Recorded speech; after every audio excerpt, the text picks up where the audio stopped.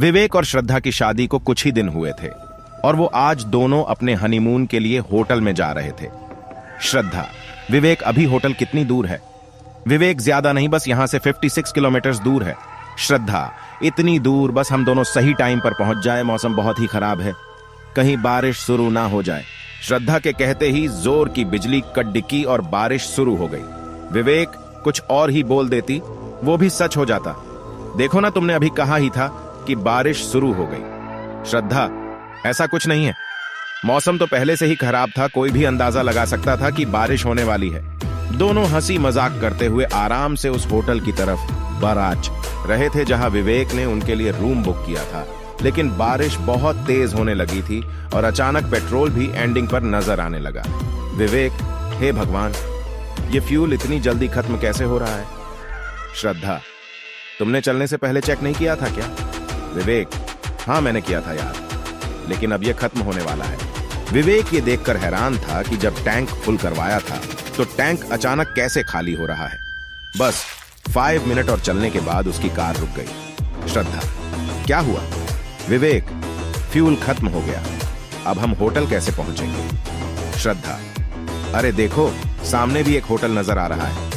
श्रद्धा ने उस गेट की तरफ इशारा किया जो कि कुछ ही कदम की दूरी पर नजर आ रहा था, होटल मिलांस। उसका नाम पढ़ते ही विवेक के चेहरे पर डर सा दिखने लगा। श्रद्धा, हाँ देखो ना, कितना अच्छा होटल है, आज रात यही रुक जाते हैं, सुबह यहां से चेकआउट कर लेंगे।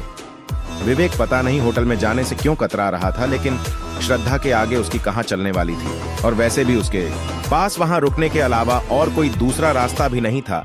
दोनों कार से उतरे और पानी से बचते हुए उस होटल के अंदर गए। रिसेप्शन से उन्हें रूम नंबर 108 की चाबी मिली। विवेक, कोई और रूम नहीं है, ये 108 ही क्यों दे रहे हैं? श्रद्धा, अरे क्या हो गया तुमको, रूम नंबर 108 है तो इसमें इतनी घबराने वाली क्या बात है? विवेक डर रहा था, तभी श्रद्धा रिसेप्शन से चाबी ले ली और वे दोनों रूम नंबर 108 में पहुंचे। श्रद्धा, वाओ, रूम तो काफी अच्छा है, बस अब कुछ खाने को ऑर्डर कर देती हूं, बहुत जोरों की भूख लगी है। ये कहते हुए श्रद्धा ने रिसीवर उठाया और रूम सर्विस को ऑर्डर दिया। उन्होंने श्रद्धा को मेनू बताया और श्रद्धा ने ऑर्डर दे दिया। फिर दोनों बैठकर बातें करने लगे। कुछ देर बाद डोरबेल बजी और श्रद्धा ने उठकर दरवाजा खोला। रूम सर्विस बॉय ने जैसे ही विवेक को देखा, उसके चेहरे का रंग उधड़ गया। सर्विस बॉय, सर आप अच्छा हुआ आप यहां आ गए, आपको पता भी नहीं है कि उस रात के बाद से मेरे साथ क्या क्या हो रहा है। सुनकर विवेक चौंक गया और श्रद्धा भी हैरान रह गई। श्रद्धा, ये तुम क्या कह रहे हो? ये कहकर उसने विवेक से पूछा, ये क्या बोल रहा है? क्या तुम पहले भी यहां आ चुके हो? विवेक, नहीं, मैं तो यहां पहली बार आया हूं। विवेक ने सर्विस बॉय से कहा कि तुमको कोई गलतफहमी हुई है? सर्विस बॉय, नहीं सर, मुझे कोई गलतफहमी नहीं हुई है, मैं आपको पहचान गया हूं। विवेक ने उसकी बात को वहीं काटकर उसे डांटते हुए कहा, तुम खाना देकर यहां से जाओ, नहीं तो मैं अभी मैनेजर से कहकर तुम्हारी याददाश्त ठीक करवा दूंगा। यह सुनकर वो डर गया और खाने की ट्रॉली उनके पास छोड़कर चला गया। श्रद्धा को यह बात बहुत ही अजीब लग रही थी, लेकिन फिर भी उसने विवेक से कोई सवाल नहीं किया और दोनों ने साथ बैठकर खाना खाया। सर्विस बॉय वहां से निकलकर कॉरिडोर से जा रहा था, तभी उसको किसी की हंसने की आवाज सुनाई दी। आखिर वो दिन आ ही गया जिसका मुझे इंतजार था। यह सुनकर वो डर गया और पीछे पलटकर देखा तो वहां कोई नहीं था। सर्विस बॉय, अब वह यहां आ चुका है, तुम अब मुझे डराना छोड़ दो। भूत, तेरे जिंदा रहने से मुझे कोई फायदा नहीं है, तू उसको यहां लेकर नहीं आया, मैंने ही उसको यहां रोकने के लिए मजबूर किया, अब तेरे जिंदा रहने का कोई मतलब नहीं। ऐसा कहकर उसके सामने आ गई। ये लडीडी की बहुत ही डरावनी लग रही थी। उसकी आंखें पीली और चेहरा नीला पडेडा हुआ था। वह चिल्लाया, लेकिन अगले ही पल वह लडेडा की उसका गला पकड़े एच लिया और उसे जमीन से ऊपर उठा दिया और उसके पैर हवा में छटपटा रहे थे और सांस खींचने लगी थी। तभी एक झटके के साथ वह लडेडाकी ने उसकी गर्दन घुमाई और धड़ड़ से अलग कर दी। श्रद्धा, खाना तो बहुत ही टेस्टी था, मैं जरा वॉशरूम होकर आती हूं। यह कहकर श्रद्धा उठी और वॉशरूम में चली गई। विवेक मोबाइल निकालकर उस होटल में कॉल करने लगा जहां उसने रूम बुक किया था। विवेक, यहां तो नेटवर्क भी नहीं है, आज ये मेरे साथ क्या क्या हो रहा है? श्रद्धा, क्या हुआ विवेक, तुम इतना परेशान क्यों दिख रहे हो? यह सुनकर विवेक ने श्रद्धा की तरफ देखा और उसको देखता ही रह गया। उसने रेड कलर टॉप और शर्ट पहनी हुई थी। श्रद्धा उसकी तरफ देखकर मुस्कुरा रही थी। विवेक, वाह, तुम तो बहुत ही अलग दिख रही हो। सुनकर वो उसके करीब गई और उसको गले लगा लिया। श्रद्धा, विवेक तुम किससे बात कर रहे हो? किसी का कॉल आया है क्या? श्रद्धा की यह आवाज वॉशरूम से आ रही थी, जिसे सुनकर विवेक हक्का बक्का सा रह गया। अगर श्रद्धा वॉशरूम में है तो ये कौन है? ये कहकर वह अलग हो गया। वो लडेड की श्रद्धा नहीं, बल्कि वही भूत वाली लडी डिडी की थी जिसने कुछ देर पहले वेटर को मारा था। उसका भयानक रूप देखकर विवेक डर गया और चिल्ला उठा। उसकी चीख सुनकर श्रद्धा वॉशरूम से बाहर निकली और उसको देखकर वो भी डर गई। भूत सर, मैंने आपका बहुत ही बेसब्री से इंतजार किया है। आज वो दिन आ ही गया। इतना कहकर उसने विवेक का हाथ पकड़ ढा और उसको झटका देकर तोड़ा दिया और उसकी गर्दन पकड़ ढी और उसको हवा में ऊपर उठा दिया।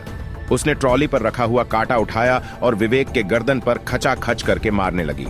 विवेक, बचाओ बचाओ! उसके गले से खून निकलने लगा। भूत, मैं कौन हूं और तुम्हें मरना क्यों चाहती हूं अपनी बीबी को? बता, वरना अभी के अभी तुझे खत्म कर दूंगी। विवेक, बताता हूं, मुझे छोड़ा दो। नेहा, श्रद्धा, ये क्या कह रही है? विवेक, कौन है ये? विवेक, ये मेरी सेक्रेटरी थी। नेहा, पिछले साल मैं इसके साथ बिजनेस मीटिंग के लिए दिल्ली जा रहा था। हम एक रात यहां रुके थे, लेकिन मुझसे एक गलती हो गई। श्रद्धा, कैसी गलती? विवेक, मैं अपने रूम सर्विस बॉय को पैसे देकर उसे शराब मंगवाई और फिर रात के टाइम नशे के हालत में मैंने... श्रद्धा, तुम कितने घटिया इंसान हो।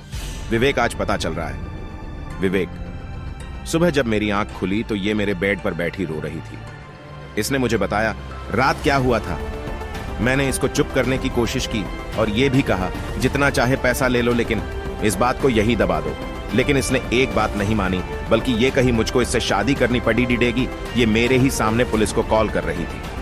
तभी नेहा की आत्मा ने ट्राली पर से चाकू उठाया और फिर उसके गर्दन पर रखकर बोली, आगे बता।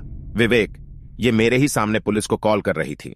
इससे मोबाइल छीनने के चक्कर में इसका सर टेबल से टकराया और इसके सर पर बहुत चोट आई और यह बेहोश हो गई थी। खून तब भी बहुत तेजी से बह रहा था। मैंने सोचा मैं इसे बचा लिया तो होश में आते ही यह मुझे पुलिस केस में फंसा देगी, इसलिए मैंने इसको मरने दिया और फिर रूम सर्विस बॉय को और पैसा देकर इसकी लाश को ठिकाने लगा दिया। श्रद्धा, मुझे खुद पर शर्म आ रही है कि मैंने तुम जैसे इंसान से प्यार किया और शादी की। नेहा, सुन लिया तूने? अब तेरा भी समय आ गया है। यह कहकर नेहा की आत्मा ने हाथ में पकड़े चाकू से एक नहीं बल्कि कई बार विवेक के पेट में घोंप दिया और फिर वही चाकू उसके गले पे फेरकर उसको खत्म कर दिया। मारने वाला इंसान श्रद्धा का पति था, लेकिन फिर भी श्रद्धा के चेहरे पर पति के खोने का गम नजर नहीं आ रहा था। नेहा की आत्मा ने श्रद्धा की तरफ देखा तो श्रद्धा बोली, श्रद्धा, नेहा, मैं तुम्हारी मौत की सच्चाई सबके सामने लेकर आऊंगी ताकि जो तुम्हारे साथ हुआ वो किसी और के साथ ना हो। नेहा, ऐसा अब होगा भी नहीं आगे से।